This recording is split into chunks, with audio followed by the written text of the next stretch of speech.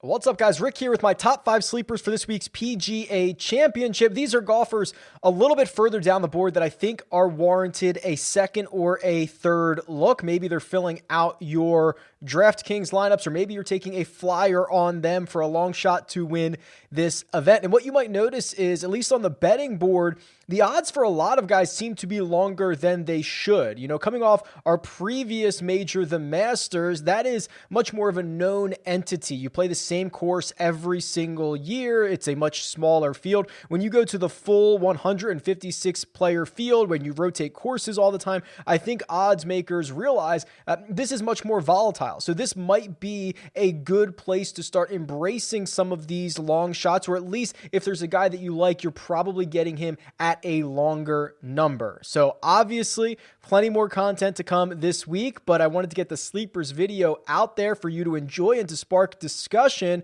So let's not waste any more time. Let's jump right into it.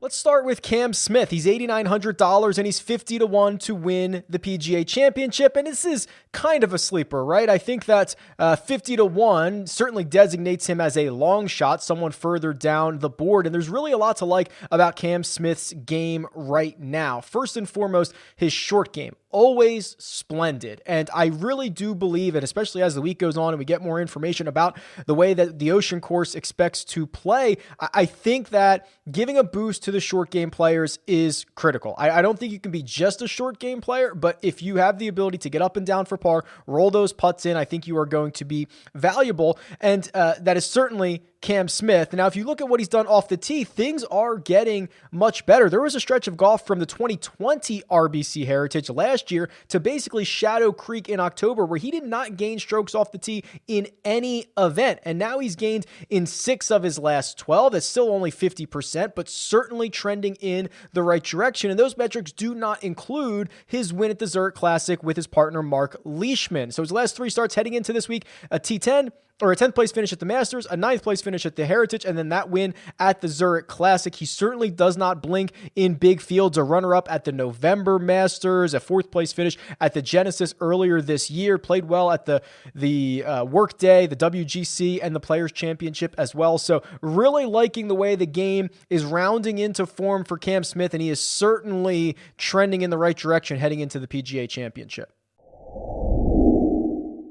Next up is Corey Conners. He's $7,600 on DraftKings and 70-1 to win the PGA Championship. And I know he's going to be popular, but I think there's a couple of things that are noteworthy here for Corey Conners. You know, since the start of 2021, I have 41 measured rounds on him. It's a pretty significant sample size. And when you compare that to every single other golfer in this field, there has been nobody better in strokes gained ball striking. What does that mean? That's strokes gained off the tee plus strokes gained approach. It's not an official stat on the PGA Tour, but it combines 2 official stats into one and essentially says who's swinging it the best. Well, Conners is number 1, Colin Morikawa is number 2, Charlie Hoffman 3, Jordan Spieth and Victor Hovland round out the top 5. So the fact that Corey Conners can be, the best in any field, that's what he's doing. Ball striking. If he putts to a 0, if his around the green game, which admittedly is a hair improved over the course of the last year or so, if he can hold on there, he is super dangerous. I think what is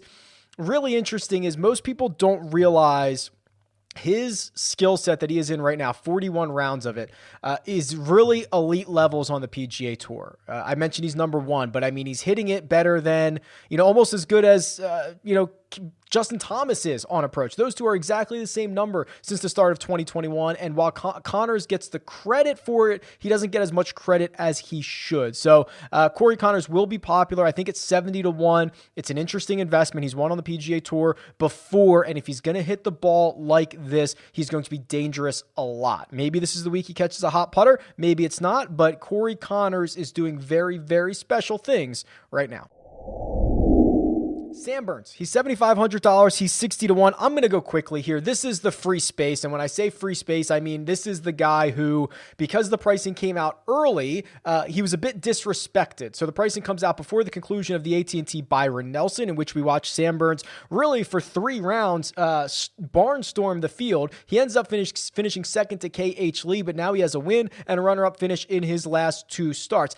The success, or at least the ceiling of Sam Burns, goes back a lot further than this. If you've been listening a lot over the past 6 months, we've been talking about the ceiling rounds for Sam Burns, and he's been putting together 2 great rounds and then 3 great rounds. And now he's starting to put together 3.5, 4 great rounds at a time. He is going to be incredibly popular. $7,500. You have to determine if you are going to buy into that chalk or you are going to pivot. I also do want to keep a close eye on it as the rest of the week goes on, considering, he might be the guy when pricing comes out. He's the most popular guy. It's not even close. And then a lot of people talk themselves out of him as the week goes on. And he might be the guy who's sneaky lower than we expect him to be come Thursday morning. So I'm going to pay close attention to Sam Burns. But this is really just a nod to him and how good he has been all season long, not just 2 starts. And this price tag, especially on DraftKings, does not add up.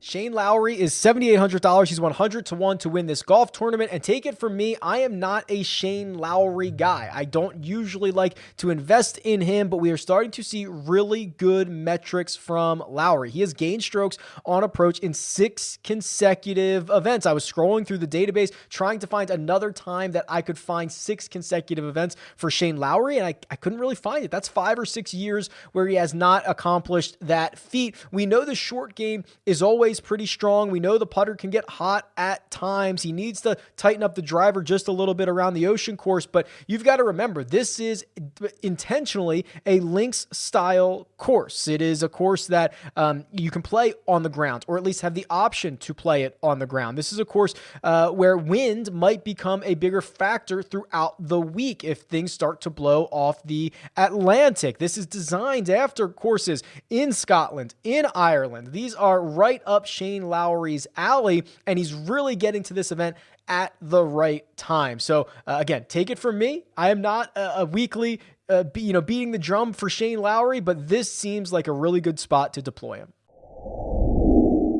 And then finally, Dean Burmester is $6,300 on DraftKings, and he is 400-1 to win the PGA Championship. And there are a lot of European Tour guys that we don't have a lot of information on, or you might not know who they are, coming over to play this event. And I think Burmester might be the best one. There's a couple of reasons for that. He is super long off the tee. In fact, every single year on the PGA Tour, I think this is his 5th season, he has never ranked outside the top 10 in driving distance, and he's currently ranked 4th at the moment. Now, whether he can find a fairway is a different story, but the distance is certainly going to be an attribute around the longest major championship course in history. And the form for Burmester, let's look at what he's done just in the last 3 weeks. He wins in Spain. He finishes 4th again in Spain and 6th at the British Masters last week. So 3 consecutive top 6 finishes with a victory. And if you're saying, Rick, what does that mean? What does that win actually mean? Well, the strength of field for the event that he won, according to the official World Golf Ranking, was 45.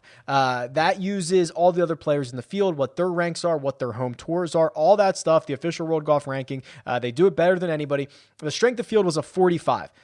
That doesn't really sniff any PGA Tour event except for 2. It is a stronger field than the Puerto Rico Open and the Corrales Punta Cana Resort and Club Championship. So that is essentially the type of event that Dean Burmester has won, that caliber of field. This is obviously going to be a million times that, right? This is going to be significantly more difficult, but his skill set is interesting. His lead-in form is certainly on fire, and I think for the price, especially to round out your DraftKings lineups, maybe unlock some of the guys at the top, it is hard to look past.